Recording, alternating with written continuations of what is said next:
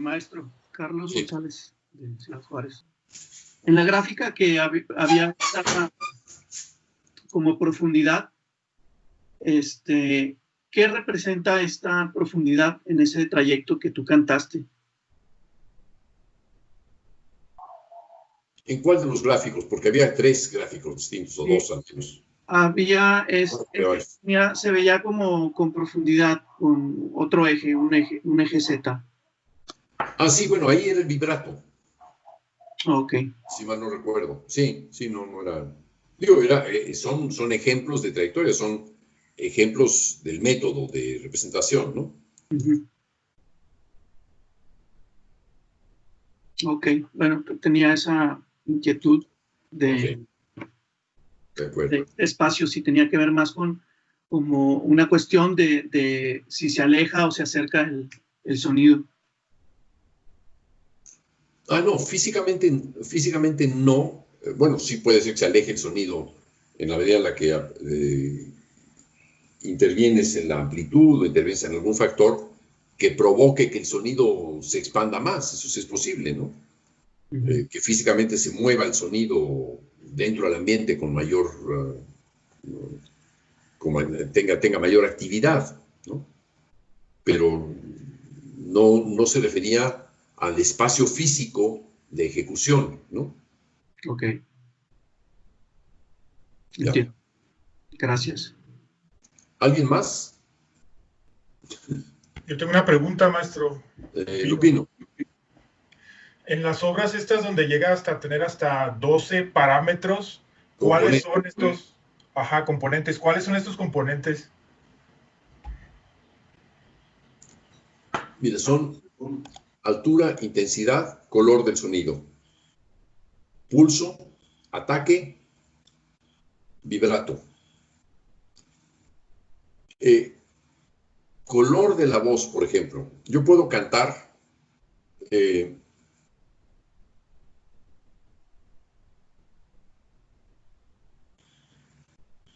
¿cómo exponerlo? Sí, puedo cantar apoyando mi voz en distintas partes del cuerpo. Por ejemplo, puedo cantar en la cabeza.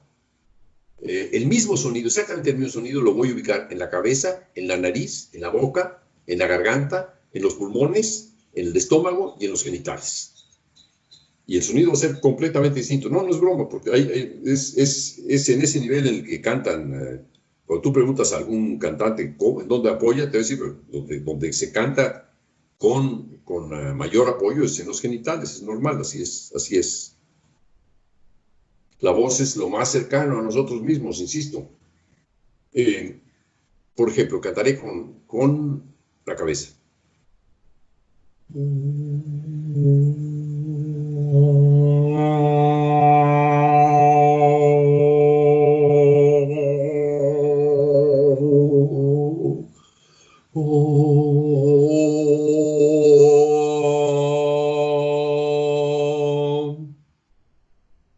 ¿Les parece claro? Sí. ¿Quién fue ese, Eduardo? No, Jack. Jack, ok. Bueno, tan es claro para mí la necesidad de cantar lo que escribo, lo que dibujo, que terminé cantando mi propia ópera. O sea, fui desarrollando técnicas que no conocía, que fui inventando porque necesitaba crear voces. Bueno, sigo ahora con la respuesta a Lupino. Otro de los componentes era ese. Otro era la presión. Por ejemplo, es muy distinto intensidad, que es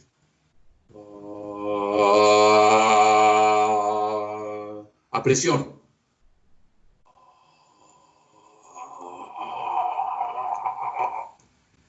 Que es desde nada hasta la distorsión. Otro componente más. Creo que mencioné las vocales, evidentemente. Eso viene de Stimmung, de Stockhausen, ¿no? Que lo usó por primera vez, digamos, en la escritura, y fue muy ingenioso y muy interesante. Yo utilizo las consonantes también. Por ejemplo, normalmente todos los que escriben para la voz separan la consonante de la vocal. Es curioso. Por ejemplo, se utiliza mucho cantar con boca cerrada. Sí, pero ¿con qué vocal?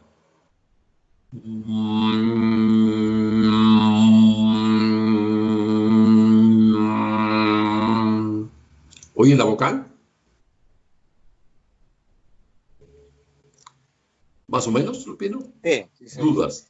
Bueno, digamos que ahora voy a cantar con la sonoridad o el fonema sh.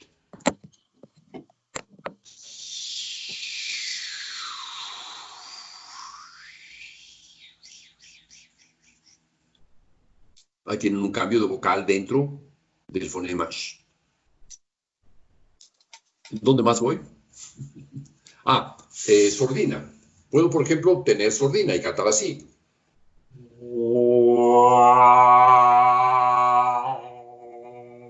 Sordina en la nariz.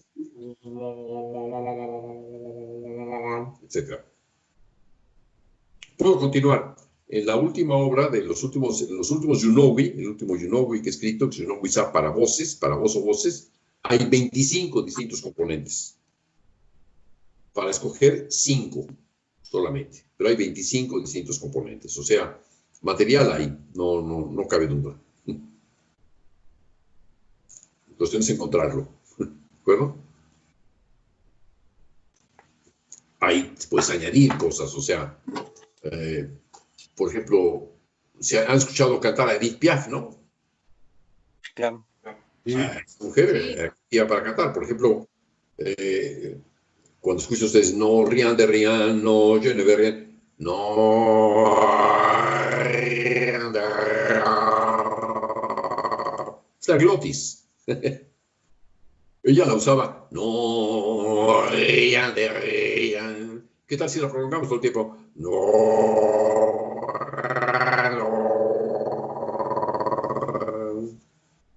Otra forma de cantar también es expirar o aspirar.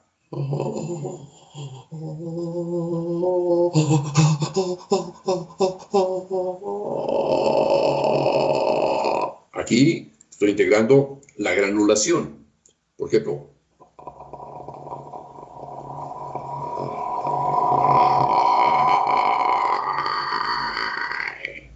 ¿se dan cuenta que aceleré el ritmo? La baja frecuencia de la granulación. ¿Cuántos llevo, Lupino? ¿No llevas la cuenta? Híjole, no, pero ya fueron mucho más de 12. Es posible. Y si no, pues hay más todavía. ¿Otras preguntas? Sí, maestro, yo tengo una pregunta, perdón. Sí. En todos estos componentes, pienso que hay una jerarquización que tú haces. ¿Nos podrías dar una señal de esta jerarquización? Sí. La jerarquización depende del contenido dramático para la voz, sin duda.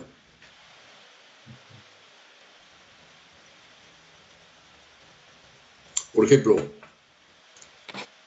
quiero crear la voz de Doloritas y quiero colocarla viajando en una nube, volando su voz.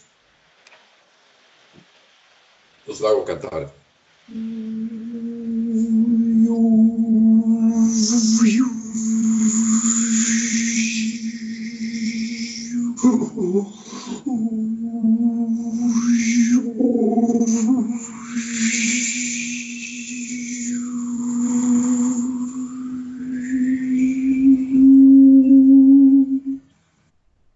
Es la jerarquía.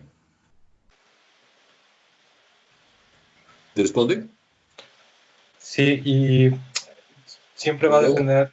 O quiero crear la voz del mudo. Creo que la vez anterior hice la voz del mudo, de Abundio Martínez.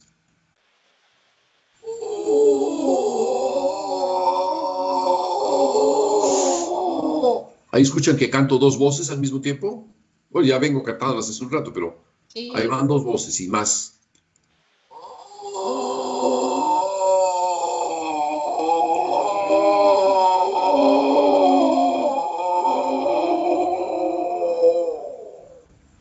que puedo convertir en algo más ordenado.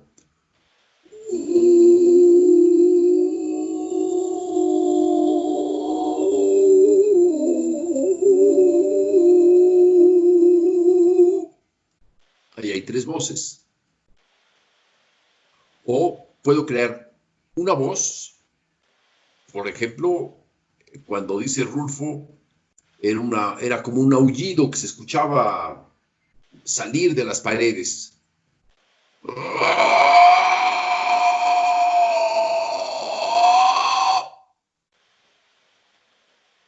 Eso es cantar hacia adentro, con máxima presión.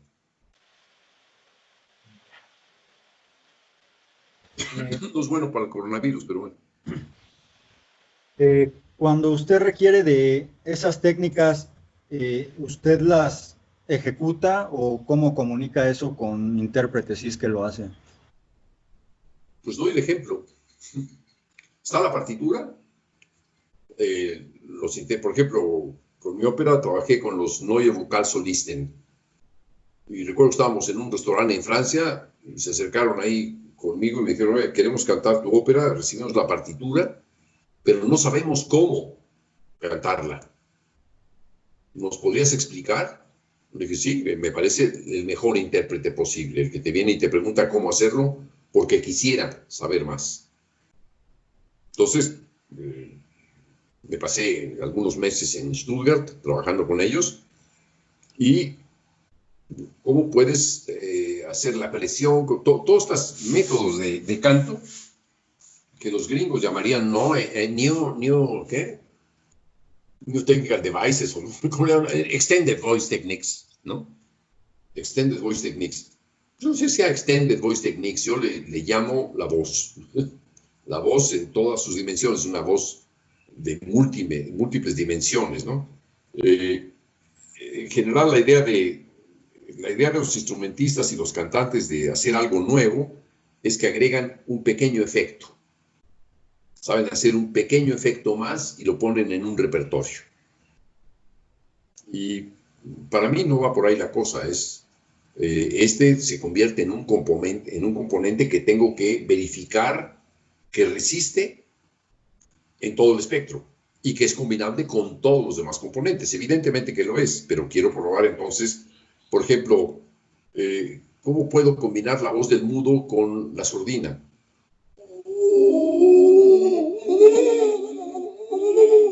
Bueno, ahí tengo ya algo que me gusta, porque entonces pongo a Bundio como un poco el individuo que agrega movimiento para ser más entendido, más percibido, que necesita hablar con las manos. Entonces, sus manos intervienen en su voz. Es una manera expresiva. No es otra cosa más que la búsqueda de la expresividad, la búsqueda del meollo que hay en la música. Es decir, lo que me interesa ahí es tratar de aproximarme sin el lenguaje a la capacidad de expresión de la mejor música. Es decir, lo que podía hacer Bach o Mozart o Beethoven o Schubert es lo que me gustaría hacer. Y para eso tengo que poner en juego muchos factores, muchos vectores. Que lo logre o no, eso es otra cosa. Pero la intención es lograr hacer una música tan autosuficiente como en cualquier otra época. Y creo que puede ser más autosuficiente ahora en esta época, en la que podemos prescindir de los sistemas, prescindir de la forma, guiarnos por algo mucho más individualizado, menos colectivizado.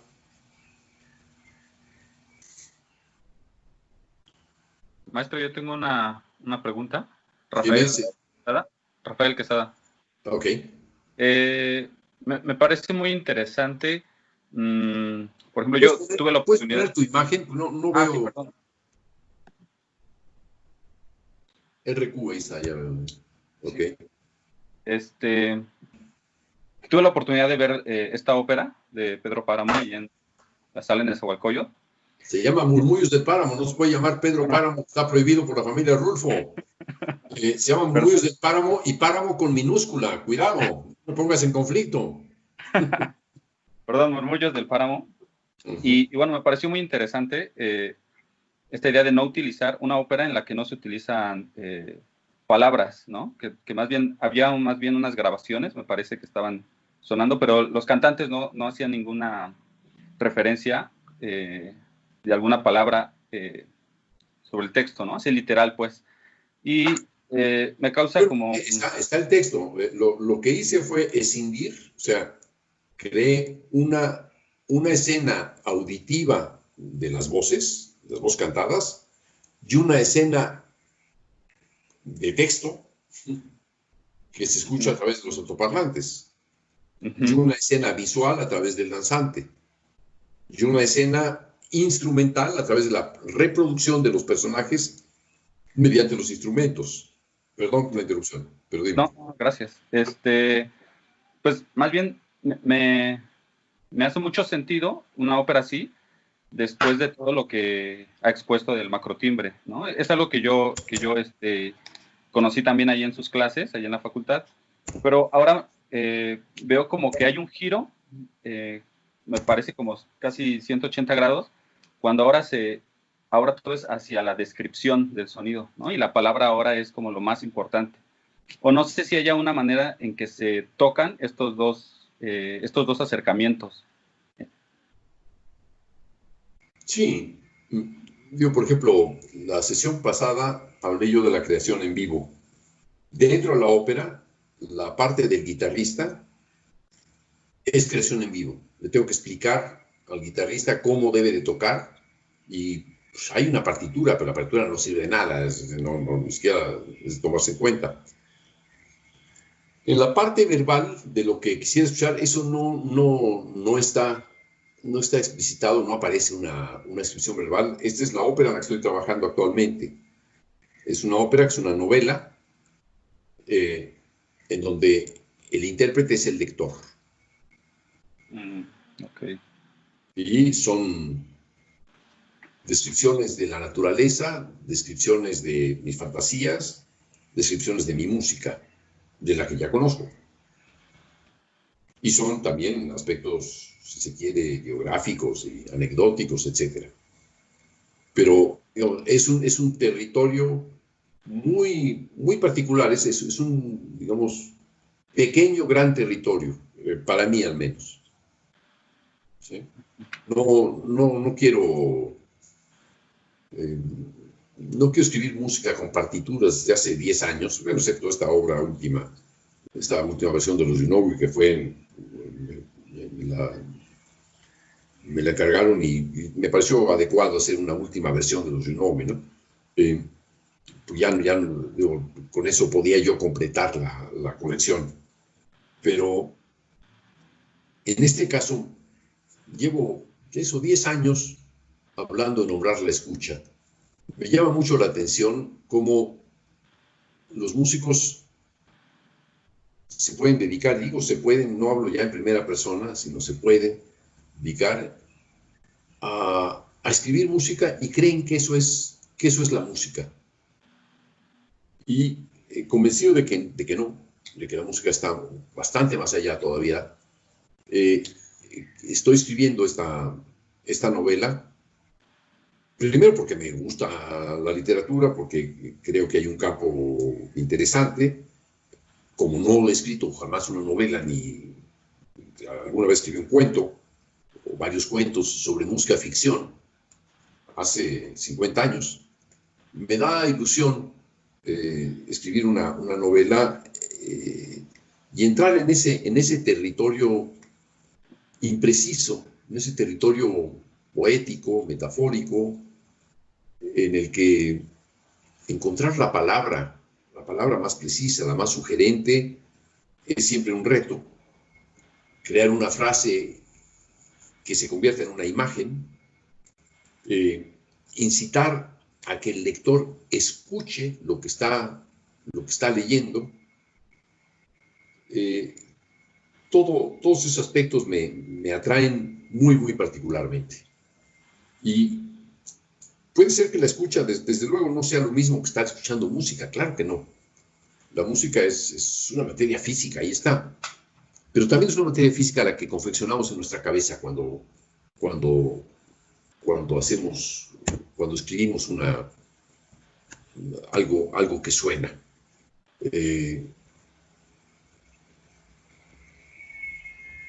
¿Escuchan allá afuera? ¿Escuchan las chicharras? Sí, las estoy oyendo también aquí. Sí, sí. Llegan hasta ahí. Bueno, estoy escribiendo, por ejemplo, sobre las chicharras. Hay una parte de la novela que tiene que ver con eso. Digo, en la bóveda cantora, acaso de 2 jardines de este, algunas vocecillas parecen prolongar tics perdidos. Una de ellas ya se estira con suavidad para arquear un largo silbo. Es una materia etérea y en un exiguo registro de la curvatura. Todo da idea de que la voz reserva su energía para alargarse cada vez más. Varios frotes ahuecados reconocen al arco y emprenden un apretado cacareo.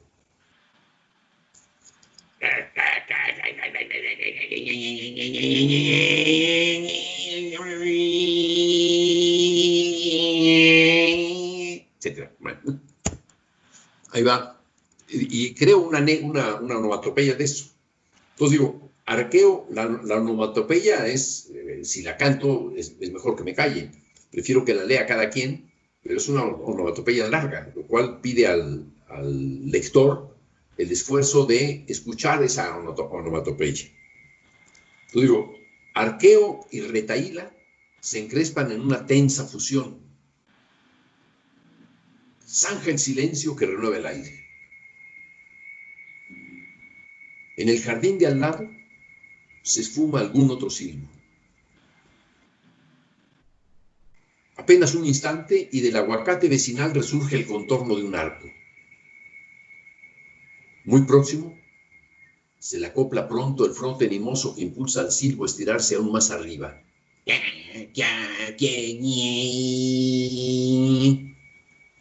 Silbo y matraqueo mordente se enclaustran en una estridencia que estruje al clamor desde dentro. Prueba a silbar agudo y a cantar grave, hasta que el silbo logre zafarse del aprieto.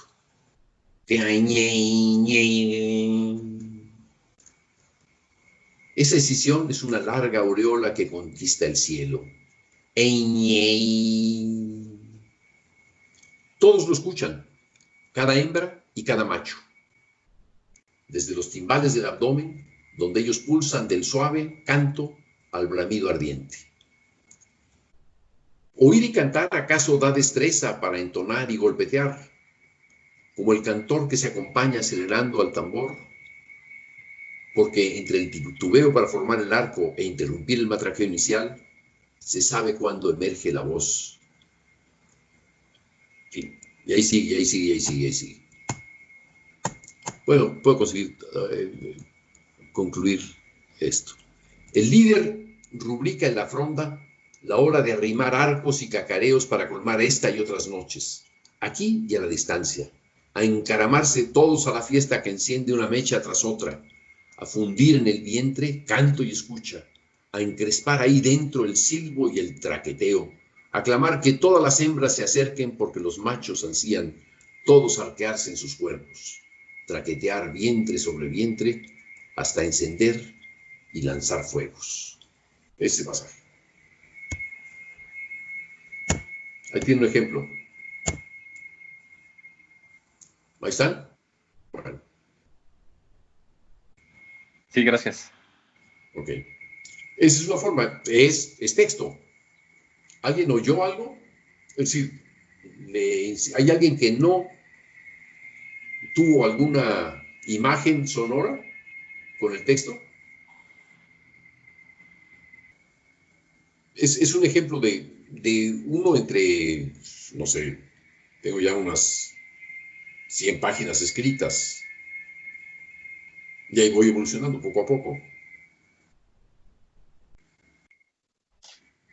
No sé si se parece a lo que he dicho en la exposición inicial. Bueno, Muchas gracias. yo quiero decir algo, ¿se puede?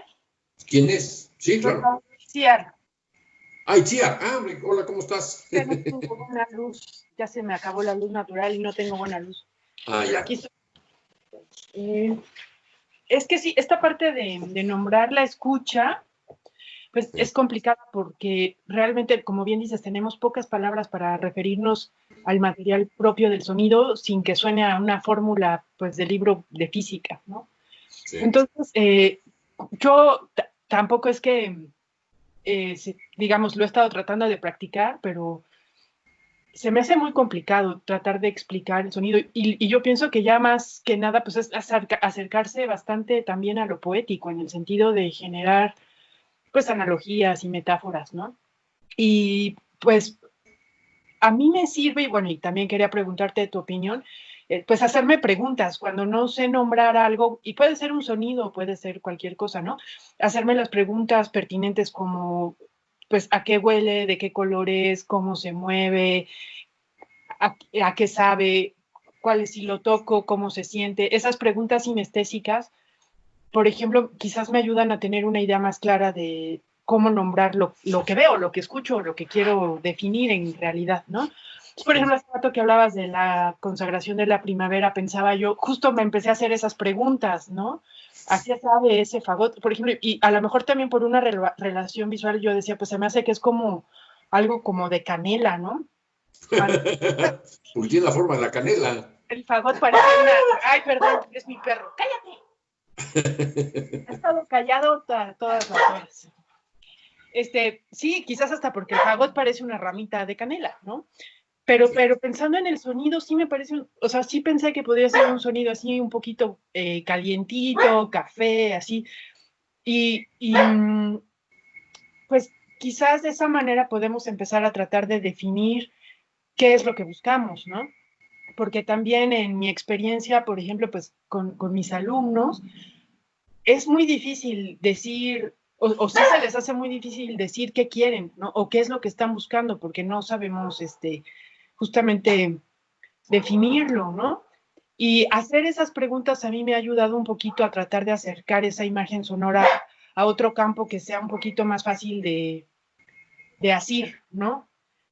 Pero no sé si tú, por ejemplo, con tus textos, si los trabajes así o qué opinas de esa aproximación sinestésica a la definición del sonido, al nombrar la escucha.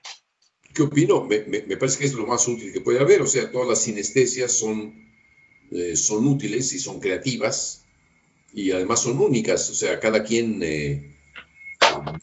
huele, toca, sabe, escucha de distinta manera. Y creo que eso es lo que va a impregnar las imágenes. Lo que sé que puedo hacer en todo esto es ir creando imágenes sugestivas, ¿no? Por ejemplo, si tratamos de describir con palabras cómo es la música de John Cage, si acaso es música, pero ¿cómo suena eso que le llamamos John Cage? ¿Alguien quiere describirlo? ¿Pero qué obra? Ah, me da igual, cualquiera. Por ejemplo, 433. Por ejemplo, se sabe agua simple, ¿no? Puede ser fresquita. Ya, no, alguna obra, no sé, el concierto para piano y orquesta, por ejemplo, de 1954.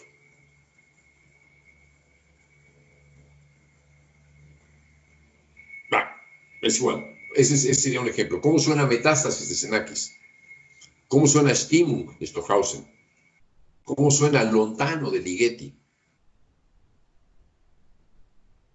Tenemos ahí distintos ejemplos e inmediatamente basta con que yo diga Lontano de Ligeti o que yo diga Metástasis de Xenakis o Stimmung de Xenakis de Stockhausen o el concierto de piano de Cage para que tengamos una imagen auditiva de inmediato, ¿o no?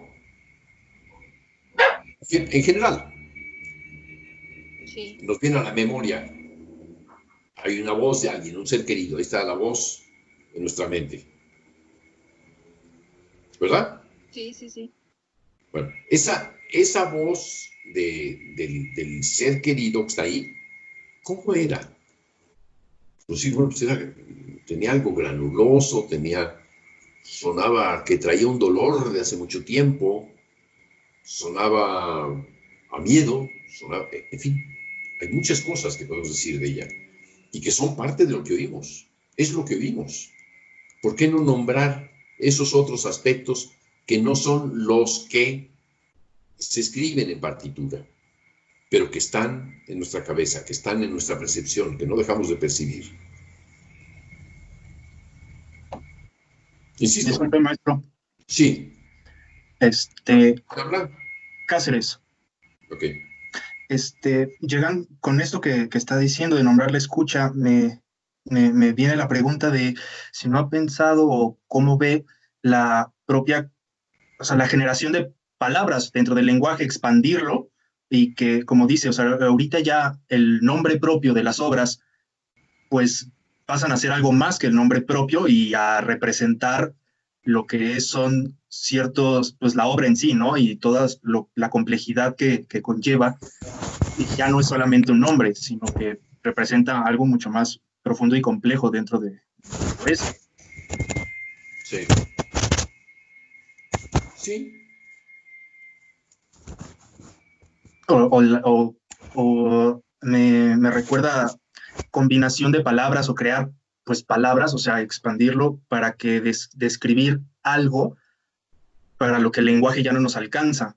Me recuerda como la literatura de Lewis Carroll, que luego combina palabras, las yuxtapone, las corta a la mitad y las junta para mezclar conceptos, y así como este lenguaje expandido para poder acercarnos a algo más a nuestra percepción del fenómeno, tanto imaginario o real. Puede haber muchas fórmulas de acercarse a esa descripción. La literatura es muy permisiva.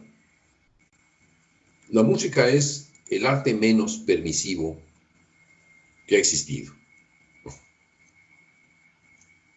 Y su no permisividad depende de su enorme abstracción para la mente. Es muy complejo decir qué es lo que suena. Es muy, muy difícil. No es algo que podemos simplificar. Y desde luego, yo ya intenté simplificar y decir, es un fa. Es un fa con acento, lo toca un corno y hace Fluttersong. ¿Y me quedo con eso?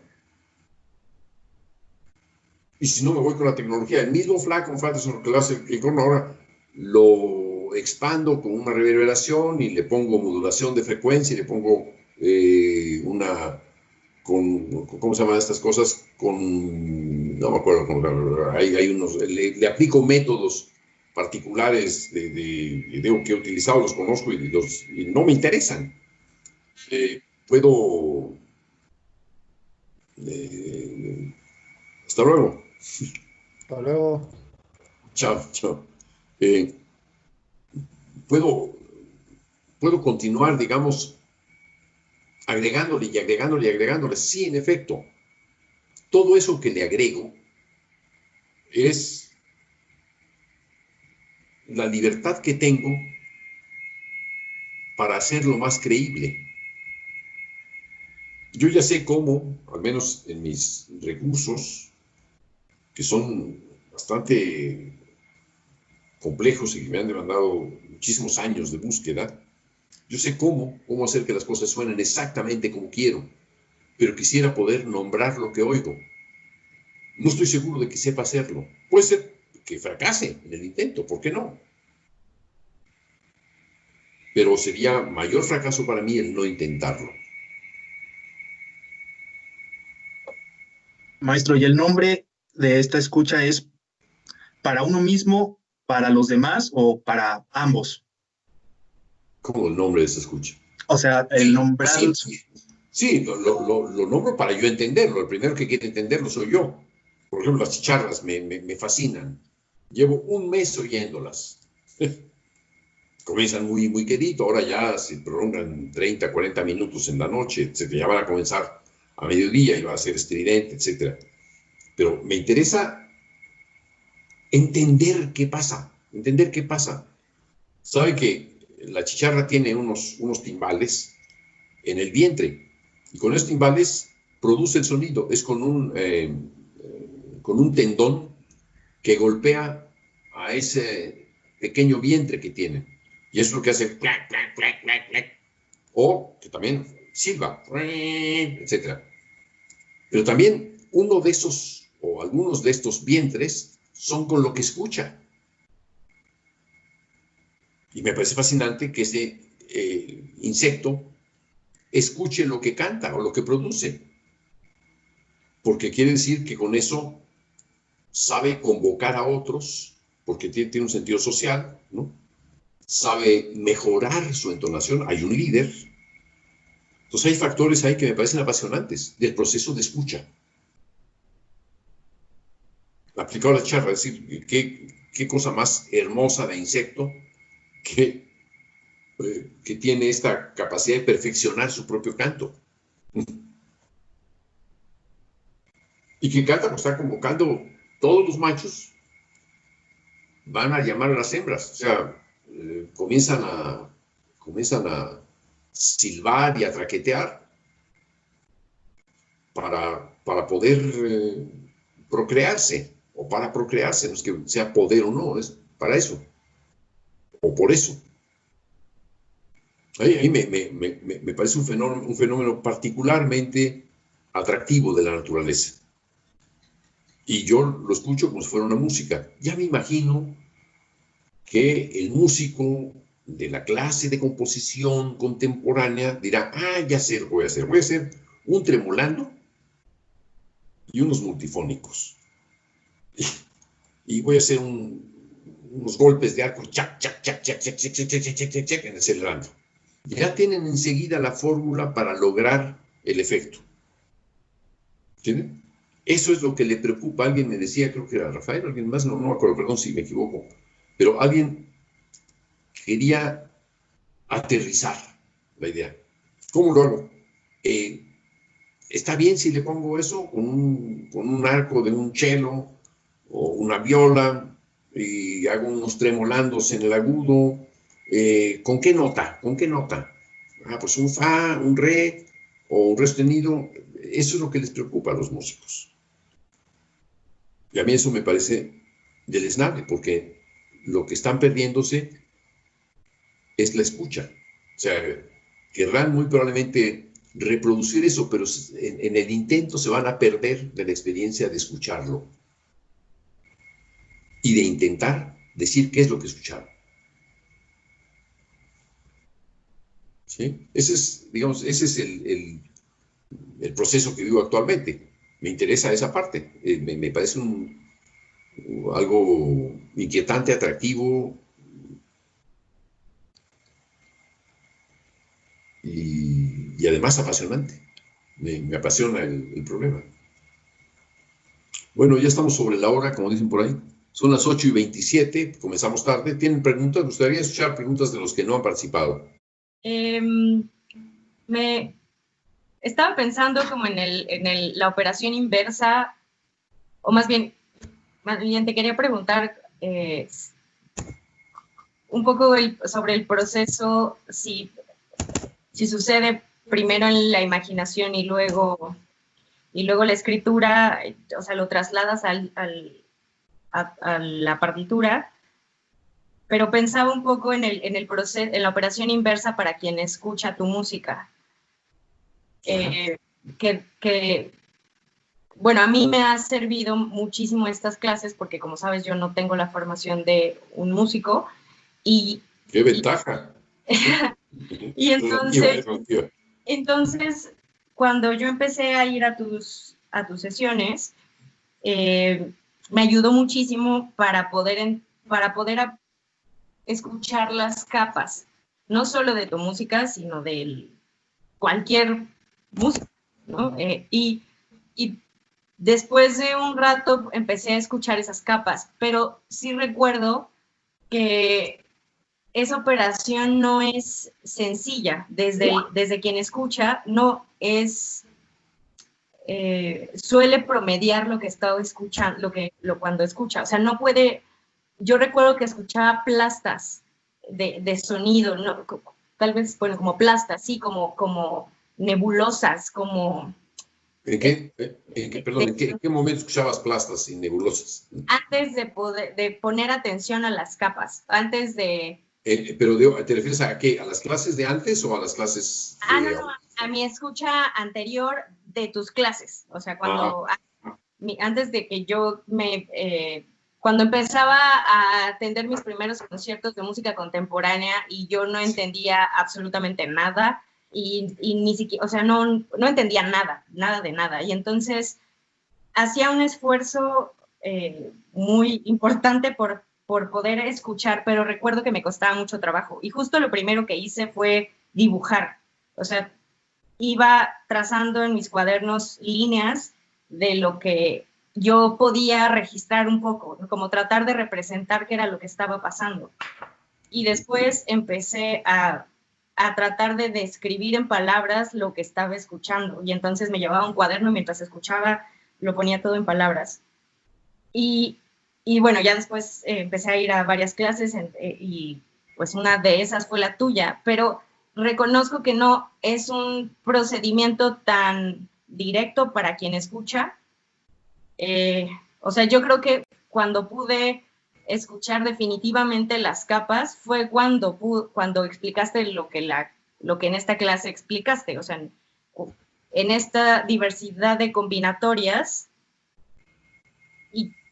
y cómo en este entrecruce se van generando un montón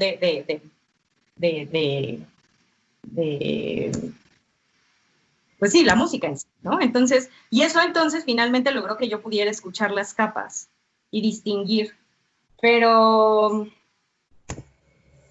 entiendo que no es un proceso sencillo. O sea, la pregunta hacia la cual iba era si has reflexionado en cuanto al proceso de quien escucha esta música, o sea, la operación inversa desde alguien que no tiene una formación y cómo aproximarse si es que no va a ir a una clase, no tiene la posibilidad de ir a una clase contigo, por ejemplo, y escuchar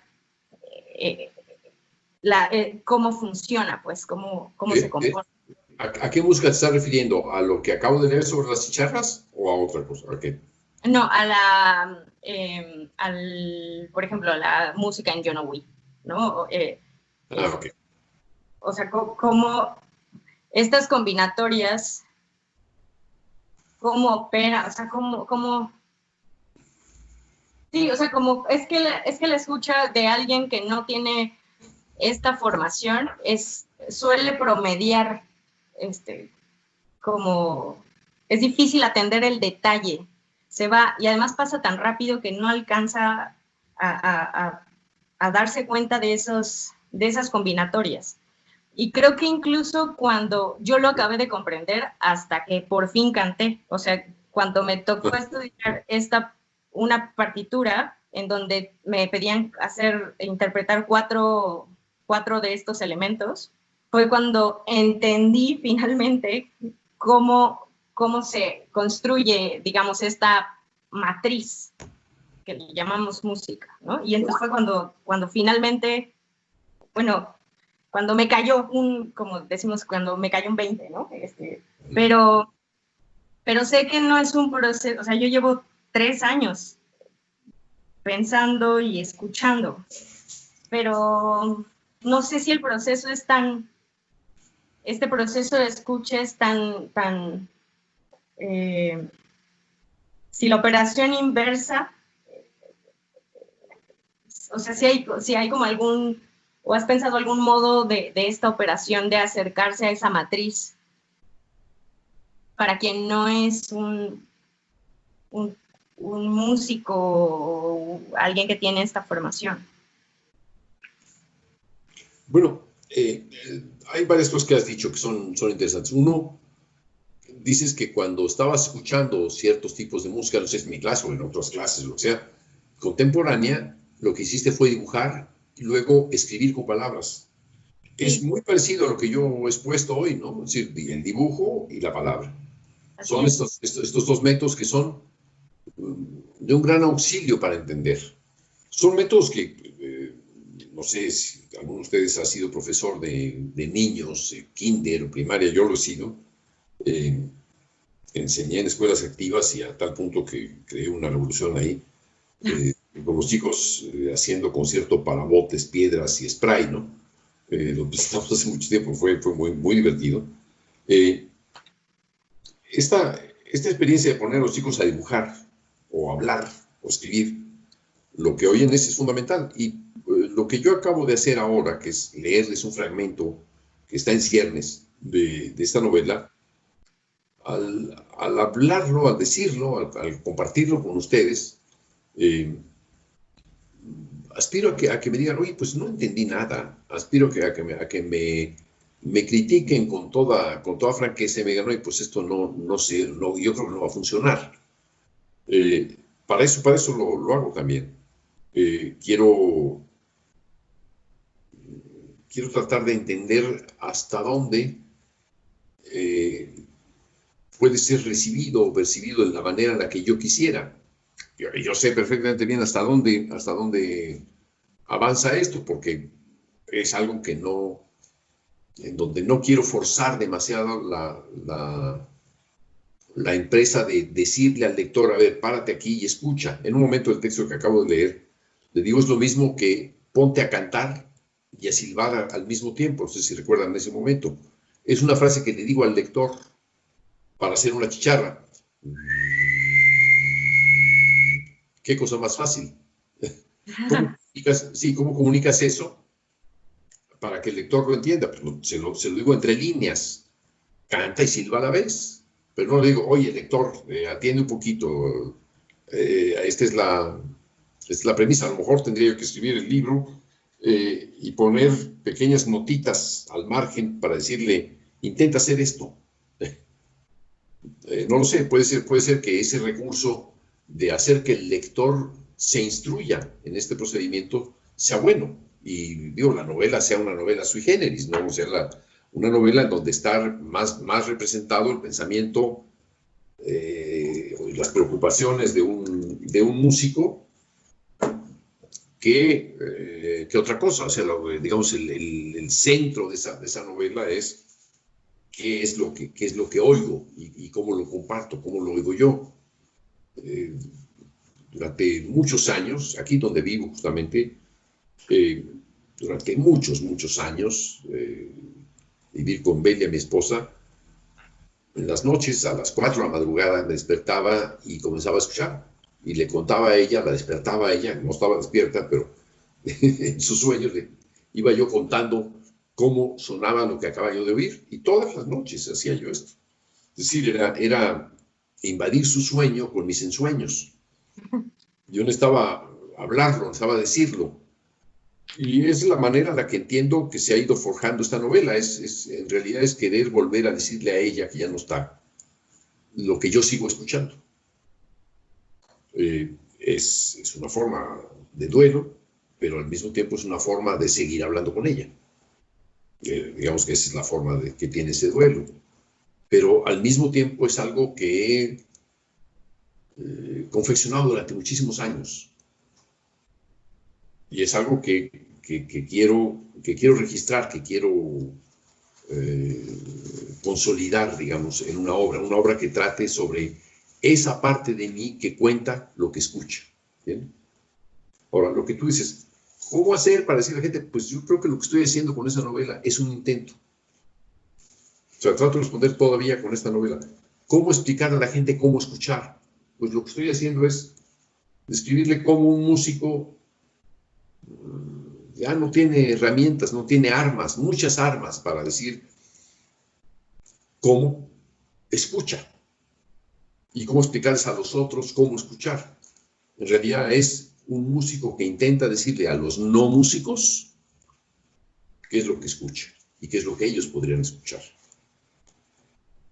No sé si en ese aspecto, Magali, te diga algo o no te diga nada. Este intento de hacer una narración descriptiva. Bueno, descriptiva hasta cierto punto, sí. Sí, yo creo que sí, y tal vez, si me permites un comentario, tal vez que animarlos no sea solo a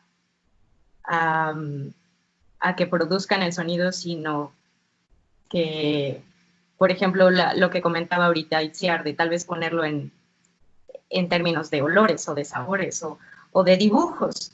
Yo ahorita, como para recordar cómo lo hacía, y que te agradezco mucho que hayas dicho todo esto, porque me recordó este proceso que ahorita yo ya doy por obvio, pero que fue justo el camino. Sí te funcionó. Entonces, pongo ahí A ver, déjame quitar a este individuo acá. Estoy como Isaías Herrera. También, que lo he tenido toda la tarde, que además Harold no mira la pantalla, mira para otro lado. Ahora sí ya. Ah, ok, muy bien. Ahí están mis primeros dibujos. Ahí. ¿En qué kinder? Este era de la descripción del sonido de un saxofón, por ejemplo, que trataba de describir cómo ¿Puedes poner con tu dedo sobre el cuaderno? Porque no veo muchos dibujitos y no sé cuál de ellos debería yo seguir. Aquí, los cuadrados, sí. Lo que yo trataba de identificar era los bloques del sonido, en cómo se iban sucediendo, porque lo que este intérprete se llama Jean-Luc Dionet. Jean-Luc Dionet es un saxofonista, era cómo lograba, tocaba muchos multifónicos, y entonces, como yo no sabía que era un multifónico, bueno, ahora tengo. Y entonces escuchaba muchos sonidos, ¿no? Sobrepuestos, y entonces lo grafiqué así como con bloques, porque me parecían muy pesados estos bloques, y los trataba de poner uno sobre otro, que era como mi representación gráfica de lo multifónico, ¿no? Y creo que fue una representación que me ayudó a escuchar. Y después, ya en el ejercicio de poner en palabras, pues lo imaginaba estos multifónicos como sonidos que estaban rebotando en un tubo, ¿no? Y que en ese rebotar de una pared a otra, de un cilindro, lograban estos bloques por el rebote de muchísimas partículas o moléculas, como lo escribí en este momento, y que producían estos bloques pesados de sonido. Entonces, creo que ahora, cuando ya puedo nombrar que eso se llama multifónico, ya me cuesta más trabajo definir qué es un multifónico en otras palabras. Y ahorita que lo volví a leer, dije, claro, o sea, qué bien lo describía, bueno, me parece que es mucho más eficaz que ahora que ya tengo el concepto, y que me cuesta a veces más trabajo o sea, como ya tengo la palabra específica para nombrar eso, ya la uso de manera directa, y ya no me hago este trabajo de imaginar las palabras que podrían definir ese concepto. Y creo que eso es la invitación, al menos con la que yo me quedo de tu charla.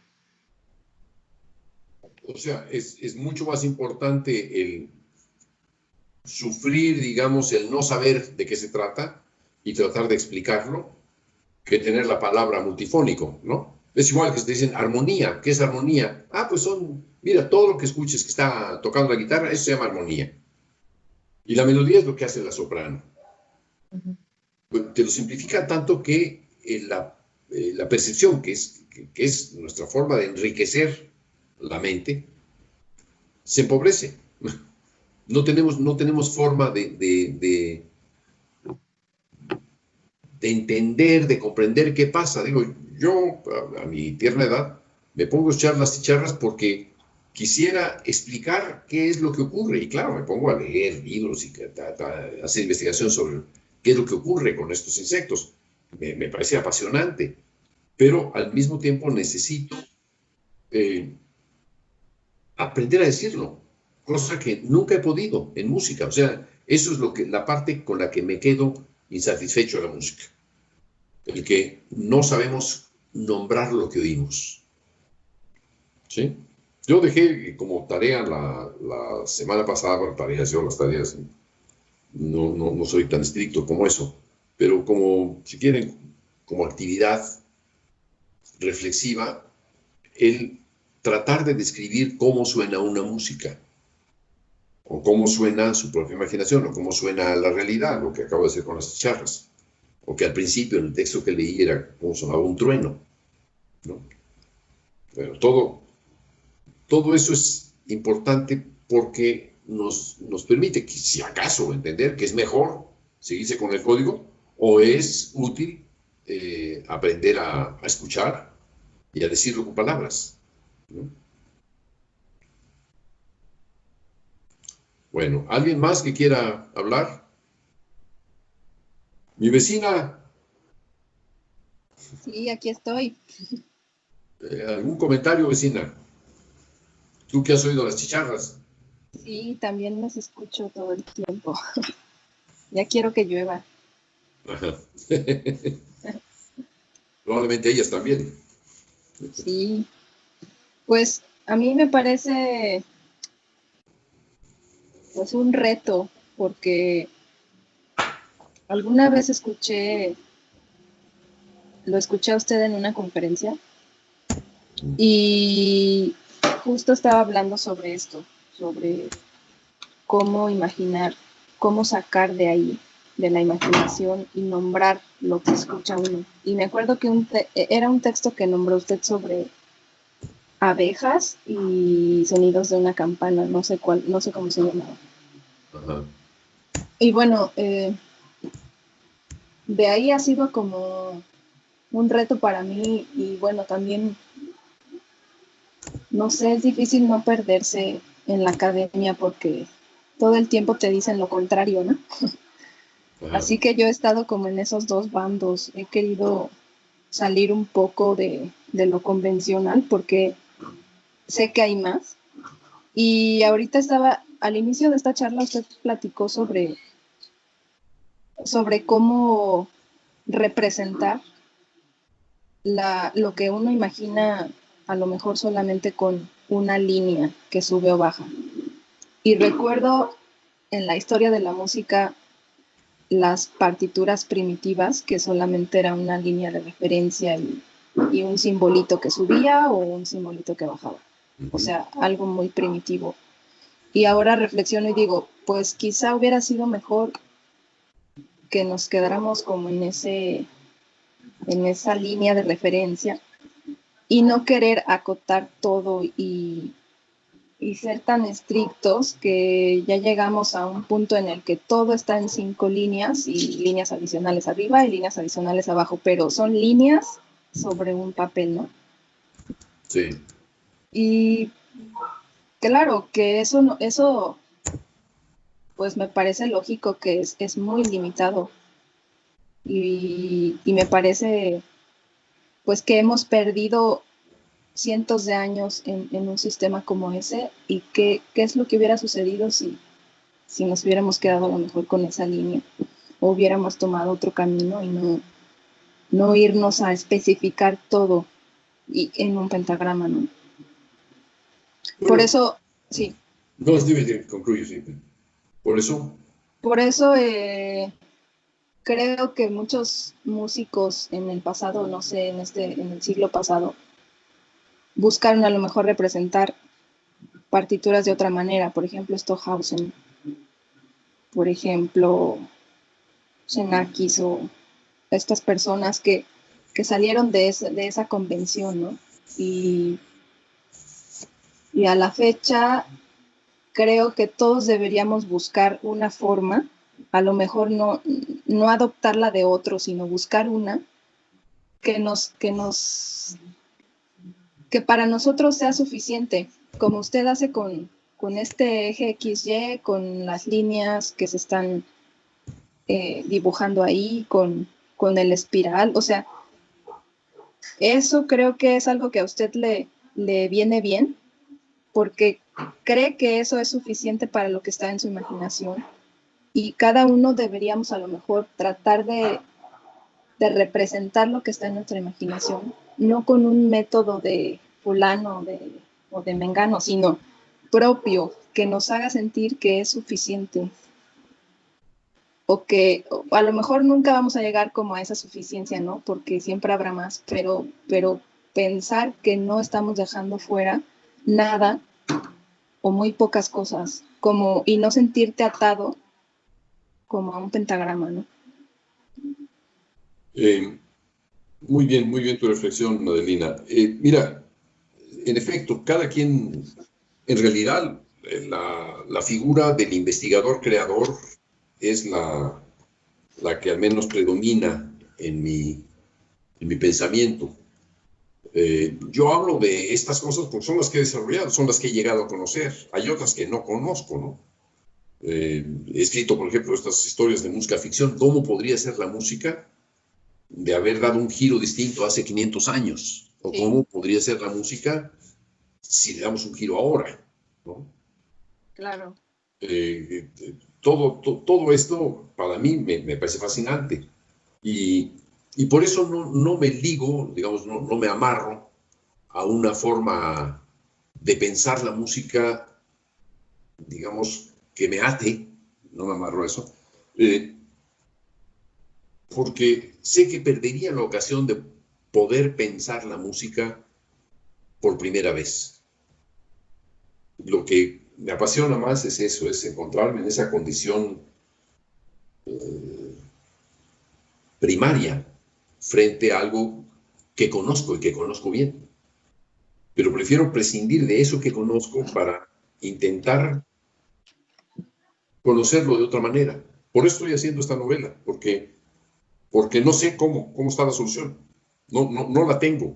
Tengo que estar escarbando, tengo que estar probando si sale bien o no sale bien, si fracaso, si no. Llevo 10 años con esto, no es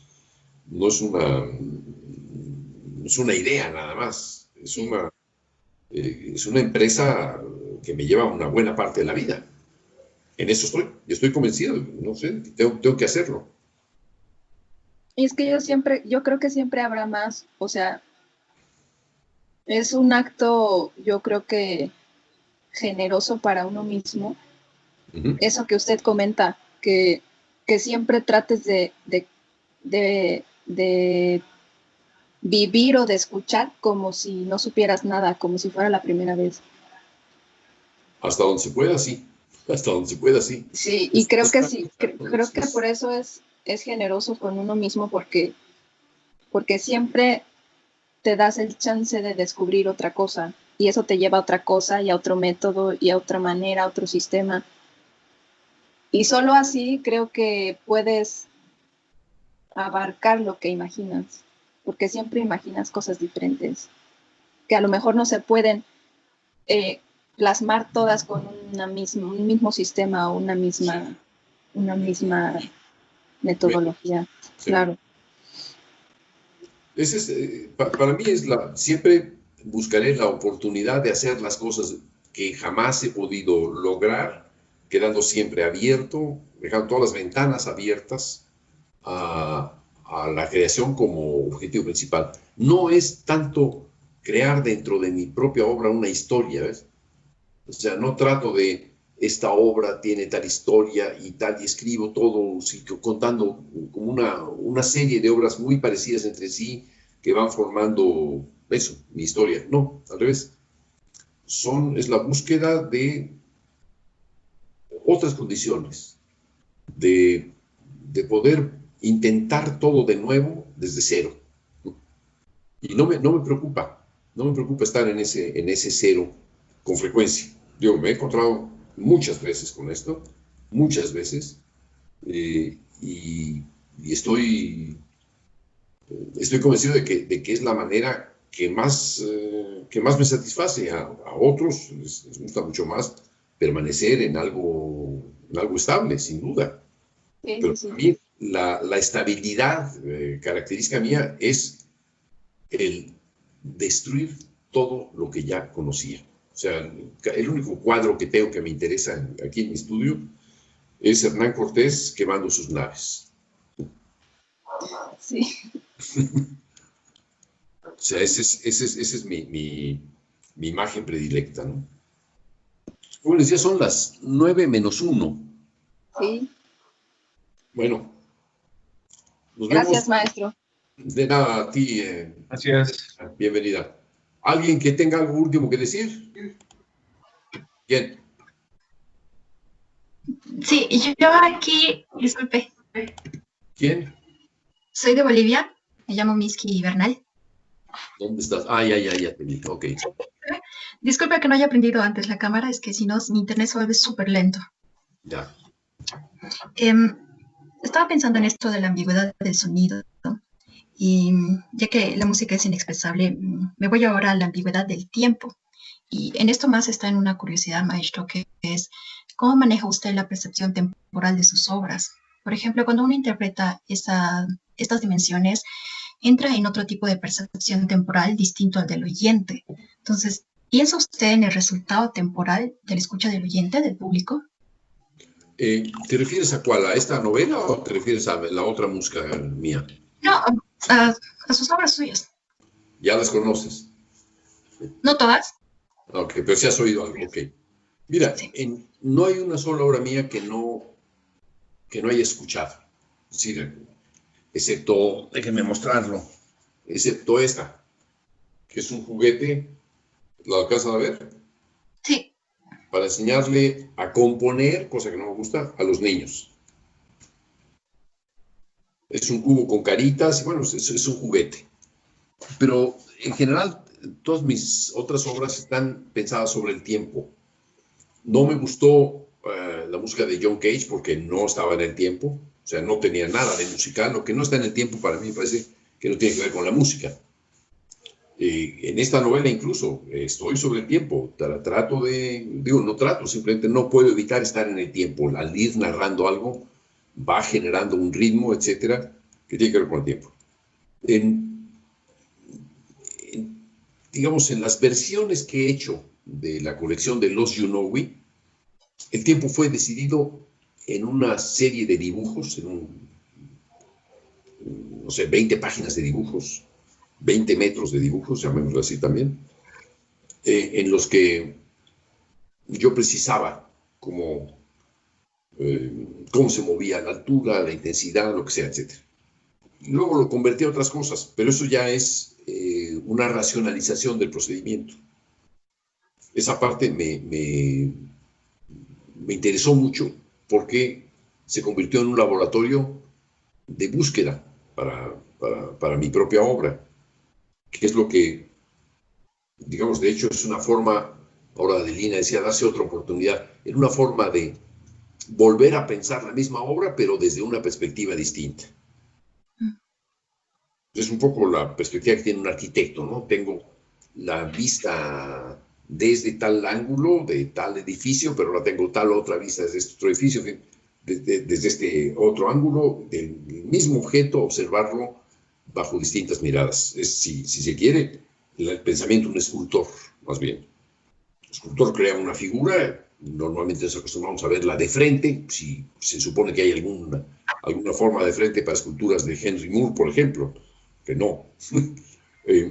Y la escultura te obliga o propicia que te des la oportunidad de conocerla desde distintos ángulos. Bueno, en esta serie de obras, Lost You Know We, emprendo esa búsqueda. Pero la audición, el cómo suena desde el inicio hasta el final, sí, eso sí, de eso sí soy totalmente responsable. En todas las versiones, soy totalmente responsable, sí. Y no hay música mía que no reconozca. Si no reconociera eso, no me interesaría. No tendría yo al menos, ¿no? Ese es un factor definitivo para mí, el tener, digamos, la posibilidad de reconocer cómo evoluciona en el tiempo cada obra. Eso es fundamental. ¿Sí? Sí. Bueno, jóvenes, nos vemos todos, ¿eh? Gracias. Sí, que descansen. Buenas noches a todos. Vale, pues. Buenas noches. Gracias. Hasta luego. Chao. Gracias. Bye. Bye, bye, bye.